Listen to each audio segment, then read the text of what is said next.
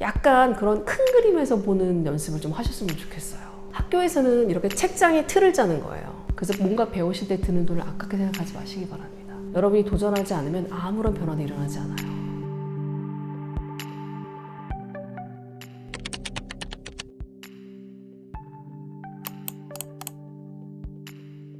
에릭슨 LG 엔터프라이즈는 기업 통신에 필요한 솔루션을 직접 개발하고 국내뿐만이 아니라 전 세계 48개 거래선에 공급하고 있는 정보통신 제조회사입니다. 제가 수행하고 있는 업무는 그 에릭슨 LG 엔터프라이즈에서 기술 조직 전체를 이끄는 CTO 업무를 수행하고 있는데요. 솔루션의 장기적인 방향성, 그다음에 기술 인력을 전략적으로 배치하고 아니면 중장기적으로 어떤 방향성으로 가야 되는지 전반적인 그런 방향성을 선정하고 그 조직을 관리하고 같이 일하는 업무가 주가 되겠습니다. 사실 엔지니어는 엔지니어들끼리 하는 말이 있잖아요. 엔지니어는 실력으로 말한다. 다른 미사하고 필요 없고 내가 정말 개발해서 제품으로 보여주겠다. 이런 게 좀 있는 것 같아요. 사실 개발자여서 갖는 신념이라기보다는 항상 어떤 업무를 수행을 할 때 자기가 생각하는 수준까지는 도달할 수 있도록 최선을 다하는 게 되게 중요할 것 같아요. 리더를 선정을 할 때 한 80%는 커먼 스킬이라고 해서 리더가 반드시 갖춰야 될 역량들이 있어요. 그래서 그것들은 기본적으로 갖춰져 있는 상태에서 나머지 20%가 그 사람의 리더십 스타일을 좌우하게 됩니다.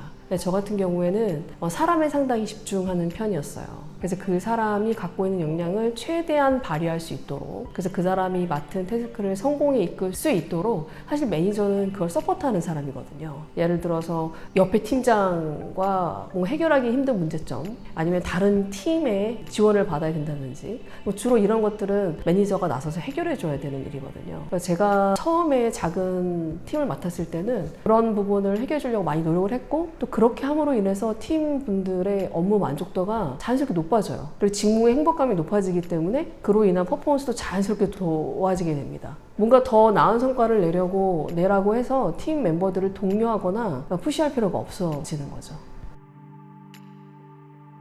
이 사람이 얼마나 새로운 것을 긍정적으로 빨리 받아들여서 소화해낼 수 있느냐를 봅니다. 왜냐하면 요사이는 정말 기술의 발전 속도가 빠르기 때문에 뭔가 어떤 분야에 경력이 있다고 해서 그게 다 대변할 수는 없는 것 같아요. 제가 중요하게 생각하는 부분은 그 사람이 얼마나 적극적으로 또는 긍정적으로 새로운 것을 받아들이고 그걸 통해서 즐거움을 느끼는지에 대한 부분을 많이 봅니다. 앞으로 계속 변하고 발전하는 게 조직이고 기술인데 거기서 적응을 하려면 포지티브 해야 되고 그다음에 프로액티브가 아주 기본인 것 같아요. 최근에 면접을 보면서 느낀 걸 좀 설명을 나눠보면 신입 면접을 봐도 제때 졸업한 친구가 없어요.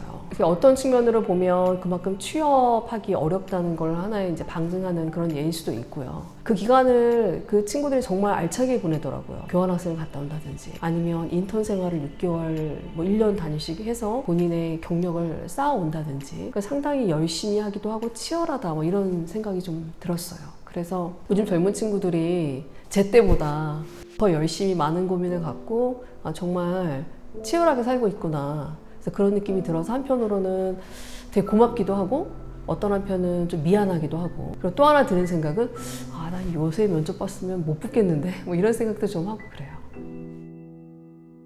굳이 하나 꼽자면 상대적으로 여성 지원자한테 약한 부분은 기술적인 어필이에요. 본인이 개발자나 엔지니어 직무에 지원했음에도 불구하고 본인이 개발했던 프로젝트의 기술적인 상세한 이해라든지 아니면 거기서 자기가 본인이 어떤 업무를 했다라는 그 지식과 경험치를 좀 더 강하게 어필을 했으면 좋겠는데 그런 부분에서는 되게 겸손해요. 그렇게 겸손할 필요 없는데 좀 더 기술적인 부분에 본인이 아는 게 있다면 전문적인 부분이 있다면 그걸 좀 더 강하게 어필했으면 좋겠어요. 좀 더 당당하게 본인이 아는 기술에 대해서는 아주 깊이 있게 면접 시에 어필하셨으면 좋겠습니다. 그렇게 특별히 있지는 않아요. 근데 한 가지 약할 수 있는 부분은 있더라고요. 저희 팀장분들을 보면 어떤 특성이 있냐면 자기 팀 정말 잘 이끌어요. 이 자기를 되게 정말 잘한단 말이죠. 근데 주변 부서와의 협업이나 협의나 이런 거에 좀 취약하세요. 그러다 보니까 그 팀은 정말 잘 이끄는데 다른 팀은 어떻게든 나는 상관하지 않는 것처럼 보이는 거죠. 그런 때는 우리 팀만 잘하면 되는 게 아니라 다른 팀도 같이 잘 하면서 이 프로젝트가 잘 끝나야 돼요. 내 팀의 일에만 집중하는 게 아니라 주변 팀에서는 어떤 일이 있는지, 그리고 저 팀에는 우리가 어떤 걸 도와주면 더 시너지가 나는지 약간 그런 큰 그림에서 보는 연습을 좀 하셨으면 좋겠어요. 그 제주에는 제가 나온 학교를 나온 친구가 아무도 없어요. 그죠? 그러니까 학연이나 지원 같은 것도 없는 거죠. 어느 순간에 누구를 대하든 이 시점엔 상당히 항상 진실되고 최선을 다했던 것 같아요. 인맥을 관리하려고 하시면 아무것도 관리되지 않습니다. 왜냐하면 사람의 관계에서는요, 제가 뭔가 얻으려고 접근하면 금방 알게 돼요. 순식간에 알게 됩니다. 사람의 진심은 3초가 걸리지가 않아요. 물론 포장할 수 있죠. 경험으로 비춰봤을 때 3회 이상 가지를 못해요. 진실되지 않은 관계는 만나면 만날수록 뭔가 깨름직합니다. 뭔가 나도 뭔가 해줘야 될 것 같고, 이런 관계는 오래가지 못하는 것 같아요. 그래서 인맥이나 줄을 관리한다고 생각하지 마시고요. 물론 저처럼 하면 오래 걸릴 수 있어요. 그리고 이렇게 돌아갈 수도 있어요. 하지만 관리한다고 되는 게 인맥이 아닌 것 같고요. 줄을 선다고 해서 글쎄요, 높은 자리까지 올라갈 수 있을까? 저는 아직 미지수입니다. 경력을 쌓을 때 꼭 이렇게 쌓는 게 의미가 있다라는 정답은 없는 것 같아요. 그래서 개발자로서 정말 마스터에 이를 수 있을 정도로 깊게 가져갈 수 있는 경력이 있고요. 저처럼 좀 넓고 범위가 크게 가져가는 경력이 있을 수 있거든요. 어느 영역에 최소한 3년 또는 4년 정도, 그래도 혼자 뭔가 기획해서 해볼 수 있을 만큼 역량을 쌓으시는 게 중요할 것 같아요.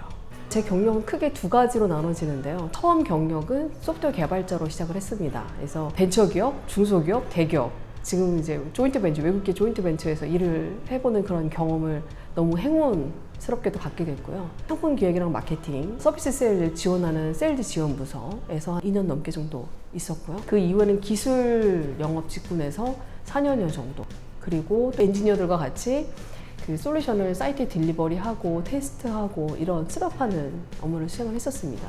대부분의 제 경력은 기술에 큰 영향을 갖고 있어요. 근데 이제 지금 제가 갖고 있는 그런 경력이나 지식들이 현 CTO 직무에 딱 맞느냐? 그렇진 않아요. 그렇진 않습니다. 하지만 그 직무를 빨리 수행할 수 있게끔 그런 경험치를 갖고 있는 것 같아요. 우선 이제 학습이나 배운다는 거는 살아있다는 거랑 똑같거든요. 그래서 사실은 그런 지능을 갖고 있을 때 뭔가 계속해서 배우고 습득하지 않으면 그걸 썩히시는 거예요. 그리고 멈추는 거죠. 세상에 수많은 지식이 있는데 제가 아는 거는 정말 먼지 같을 거라고요. 그래서 뭔가 제가 모르는 것에 대한 존중과 겸손함, 그리고 그거에 대한 끊임없는 호기심이 바로 배움의 원동력인 것 같아요. 그리고 배움은요, 학교에서는 이렇게 책장에 틀을 짜는 거예요. 그리고 학교를 졸업하신 후에는 그 외에 필요한 것들을 배우시면서 책을 하나하나 꽂는다고 생각하시면 돼요. 그래서 그 책장을 완성하는 게 인생인 겁니다. 그러니까 배우는 걸 멈추시면 안 돼요. 뭔가 하시면서 필요한 걸 돈 주고 배우세요. 돈 주고 책을 사서 보시고요. 세션을 들으시고 학교로 가서 다시 배우시면 됩니다. 그 돈 내는 것들을 아까워하시면 안 돼요. 아마 그 강연하시는 분이 강연하시는 것만큼의 경험치를 쌓으시려면 비슷한 시간을 쏟아부으셔야 돼요. 근데 우린 그렇게 살 수는 없잖아요. 그렇죠? 그러니까 그거를 돈 주고 제 시간을 3년의 시간을 사는 거예요. 그래서 뭔가 배우실 때 드는 돈을 아깝게 생각하지 마시기 바랍니다.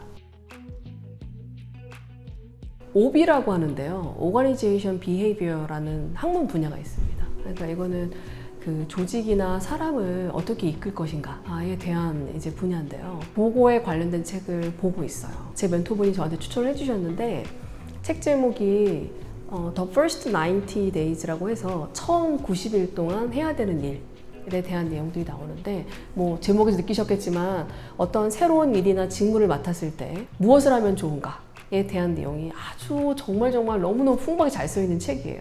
저랑 같이 일하는 이 매니저분들한테 이런 질문을 던져서 파트리더와 첫 번째 원원을 하세요. 아니면 향후에 90일 동안 저와 함께 러닝 플랜을 한번 습득해 봅시다. 이런 식으로 전문적으로 그분들을 제가 도와줄 수 있게 된 거예요. 그 책을 기반으로. 그래서 야, 이 책은 나한테 이런 목적을 갖고 왔구나. 너무 소름 끼쳤던 기억이 나요. 많은 분들이 저한테 비법을 물어보세요. 영어에 대한 비법, 아니면 뭐 임원 승진 비법, 뭐 이런 비법들 있잖아요. 근데 사실은 세상이, 인생이 비법이 없어요. 그러니까 비법이라는 게 사실은 쇼컷을 물어보시는 거잖아요. 그런데 제가 말씀드린 이 모든 것들이 빨리 잘할 수 있는 방법이 없어요. 그냥 그 시간을 감내해 내셔야 돼요. 누구든 신입사원의 시절이 있거든요. 그리고 아까 말씀드린 것처럼 최소한 10년 정도 이상은 경력이 있으셔야지 프로젝트도 A, B, C, D 핸들링 해보시고 이런 팀, 이런 사람, 저런 사람도 겪어보고 그 경험치가 쌓여야지 팀도 이끌 수 있고 그러는 거거든요. 그런 자세가 있으셔야지 어느 단계까지 가실 수 있는 것 같아요. 사실 사람들이 뭐 행운도 실력이고 네가 바라니까 이루어지고 막 이런 얘기 많이 하잖아요. 근데 막 이게 마치 무슨 책의 시크릿 책 아시죠? 막 바라면 이루어진다. 저는 그런 거 사실 믿지는 않는 사람이거든요. 근데 이런 건 있어요. 여러분이 그런 가치 기준을 마음속 중심에 두시고 계속 생활을 하시잖아요. 그러면 그런 기회가 왔을 때 크게 보여요. 왜냐면 내가 그걸 중요시 여기니까. 그리고 의사결정할 때도 그쪽으로 의사결정하게 돼요. 그래서 최종 목적지가 필요하고 기준점이 필요한 거예요. 저도 아직 자라나고 있기 때문에 같이 자라는 여성분들을 위해서, 같이 뛸 여성분들을 위해서 한마디를 해달라고 말씀하시면 전 이 말을 꼭 하고 싶어요. 나의 상사가 지금 내가 하고 있는 일보다 더 큰 일을 제안했을 때, 아니면 더 높은 포지션을 제안했을 때 대부분들이 그 사람이다. 저 아직 준비되지 않았어요. 제가 보기에는 많이 부족합니다. 당연히 부족하죠. 부족한 거 알고 제안하는 거예요. 그래서 그럴 때 잘 안 해봤기 때문에 모르는 거지 못하는 게 아니거든요, 여러분. 그런데 매니저의 시각을 믿으세요. 오케이. 내가 보기에는 너 일을 할 수 있겠다. 한번 도전해보자. 라고 했을 때 어떻게 하셔야 되냐면요. 바로 그 자리에서 알겠습니다. 이러면 너무 생각 없어 보이잖아요. 좀 생각할 시간을 달라고 하세요. 일단은 감사하다고 말씀을 하시고, 제가 이러이러한 A, B, C, D가 부족한데 이런 부분을 어떻게 개선할지 같이 얘기해보고 싶다. 그리고 제가 이 일을 할 때 D, E, F를 지원해주면 나 정말 최선을 다해보겠다 라고 하시면서 도전해보셔야 됩니다. 여러분이 도전하지 않으면 아무런 변화도 일어나지 않아요. 뭔가 새로운 목표를 도전할 것들이 주어지면 자식이 도전하시고 필요한 지원을 요청하세요.